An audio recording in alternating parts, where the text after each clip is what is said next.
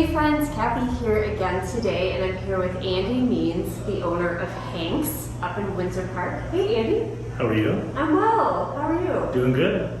So we're inside, we're still in COVID, so we're just going to go ahead and be masked. Everybody be safe. Well, it's a pleasure to meet you. I'm a big fan of Hank's. Thank you. Good to meet you too. Yeah, so tell me a little bit about what brought you to develop this wonderful place we call Hank's. Well, it kind of started down on South Lamar. I had a wine and cheese restaurant called Henri's, and we had a fire there.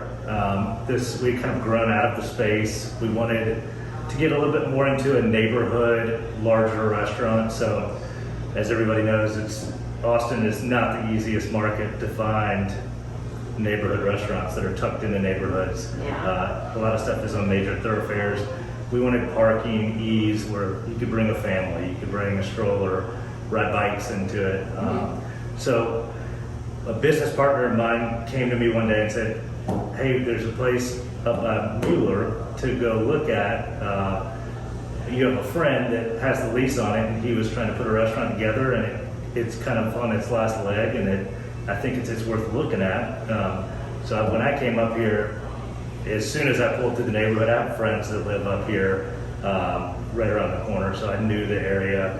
But when I saw the building, I was immediately sold before I even came in.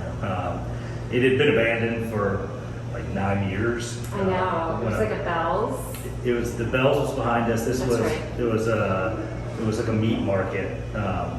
So it had some stench to it. You know, there was a lot of walk-in space that had been kind of left alone. Yeah. So when I walked in, I said, "This is exactly what I'm looking for." I had the vision of I want a big open space where it's not a shotgun restaurant where you have to walk back into the seating where everything feels like it's up towards the windows, the patio. We wanted tons of outdoor seating, so it really checked all the boxes, and then the parking field and how the neighborhood really was surrounding this building. It was a dream building, and I don't think there's anything else like it in Austin still. We look and we love to expand this concept to other neighborhoods, but there just really isn't anything as special as this location. I agree, and it's hard in Austin because a lot of especially established neighborhoods don't want change, and they certainly don't want commercial or retail like right in the middle of their neighborhood, which is so strange. Yeah, to me that's what I want in a neighborhood, a place where I can walk. Yeah. I can take the stroller and take the kids up there, and feel like I can walk home. And if I want to have 2 drinks, I can have 2 drinks, and I'm not driving, I'm not valet parking, I'm not getting in and out of downtown. So it was really an ease thing, and it's a place that the first time I laid eyes on it, I said, God, if I lived right here around the corner, I feel like I would see my friends that live around me up here, whether it's happy hour or coming out to grab a breakfast taco and a coffee on Saturday morning. So it was an easy vision for me to have because of how everything's set up around here. Yeah, I would agree. So it's an interesting concept because you do have coffee in the morning on one side and then food later. How does that work?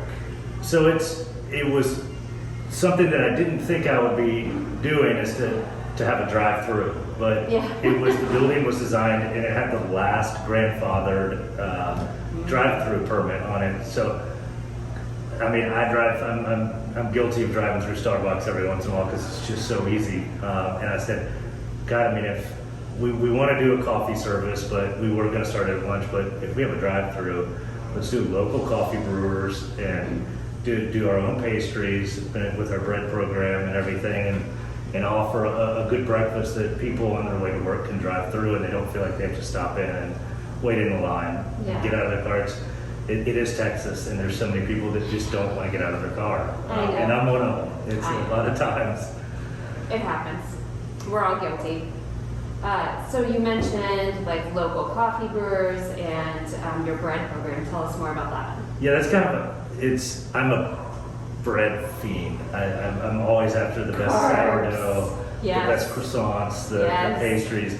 So that's kind of where our menu started. Was if you look through our menu, almost every item is incorporated, whether it has a piece of wood grilled bread on it or it's a sandwich or something.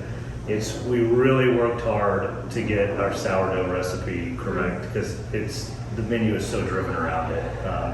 And that's where we started, and then we went off into the pastries and everything that we do for the coffee program and everything that we do in the restaurant. So it really was a bread-driven concept, but it all wraps into that with the full menu. So that was exciting to me, and it's being in restaurants have been 25 years.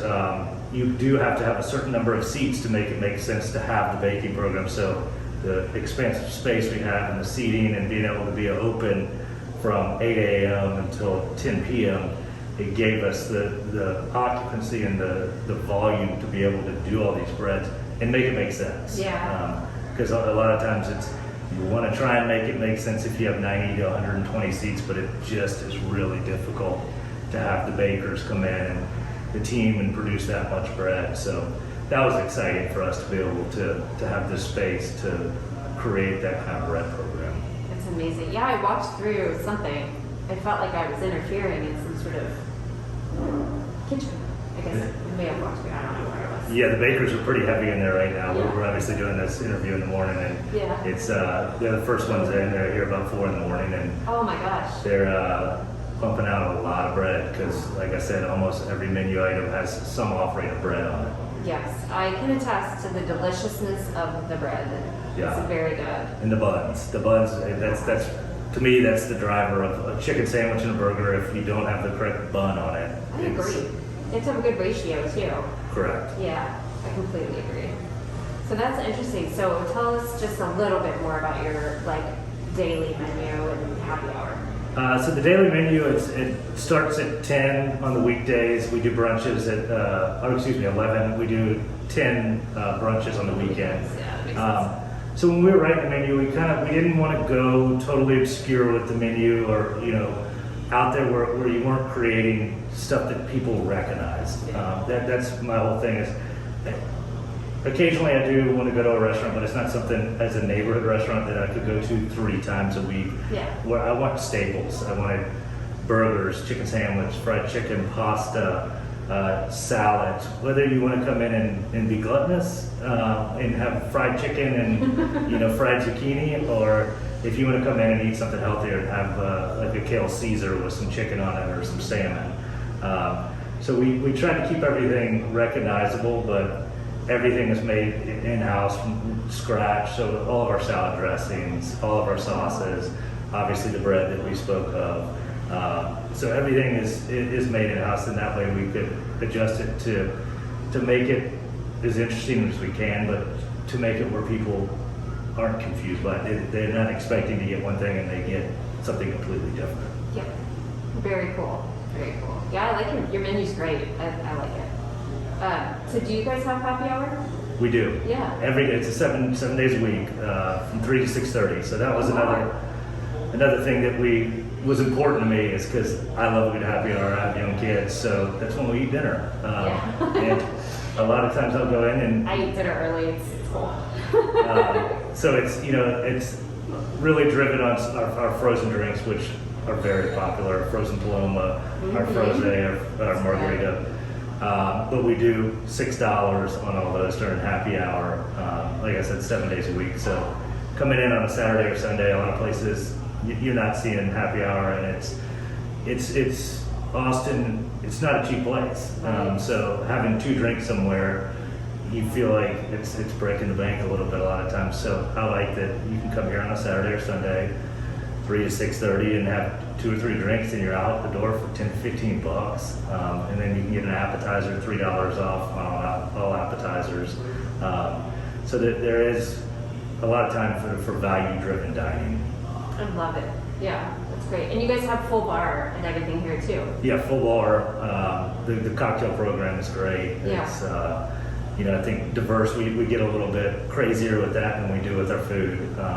So it's been fun to kind of get that. It's evolved from our opening, but I think it's only become stronger as the team has become stronger. So I think we've got a great staff that allows us to be very consistent with everything, because in a restaurant, that is the most important thing, is consistency. Yeah. If somebody falls in love with something the first time they have it, they want to have that way every time. I agree. I'm a stickler. So you had a wine and cheese restaurant. Did you bring like a wine specialty here at all? Yeah, so the wine list, I'm an old world wine guy, so it's still predominantly old world driven, a lot of European wines. But again, we look for stuff that has good value on it, and that's everything to me, is that not just getting something that's at a price point and just passing it off to the customer because it's good. We take time to dig through wine after wine and look for obscure stuff that is really good at a really good price, and you can get a big name label, but you're going to be paying $6 more a glass. So that was important to us, and it's always fun getting new wines in, because it's something that's tasting them is a passion of mine. That's wonderful. That's great. So how do you feel like the community around here has really embraced you, or have they? It's from day one, it was amazing. I mean, it was as soon as we opened our doors, and we certainly weren't all the way ready to open our doors when we did. It happens. we were all over the place trying to get our staff trained up, and we opened it, and from day one, it was great to see the parking lot filled up just how we thought it would over time. It was bikes, it was strollers, it was cars, it was kind of everything from the community coming in. Okay. And it's remained constant like that. We get every morning that I'm here having coffee and checking my emails, it's one-to-one car to stroller to bike pulling up to get a coffee and a pastry or a donut. That's wonderful. Yeah, so I'm so happy to hear that. it's been great. The community around here has been amazing. So we couldn't ask for any better neighborhood to be in. You heard it, guys. Keep supporting our locals. Is there anything else we could do to continue to support you? It's, I think that the neighborhood has just done everything they can. They've been great to us. It's, as we've evolved, they've come with us. They've seen us grow and sometimes take a step back, and they let us know that, hey, we like this other stuff that you did. So we love the feedback from them and what we can do better, because that's the only way to get better is to know your faults.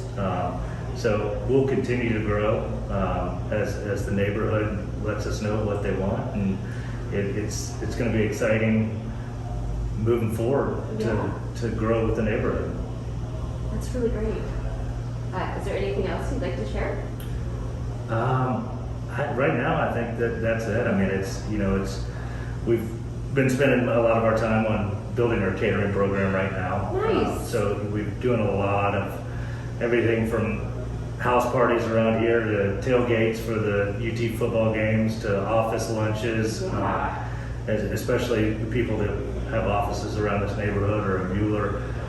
Doing a lot of box lunches or catered lunches where they need sandwich spreads or salad spreads. So we really like to get the community involved in that and grow in that and being able to feed the masses on office or parties or weddings, anything that they need.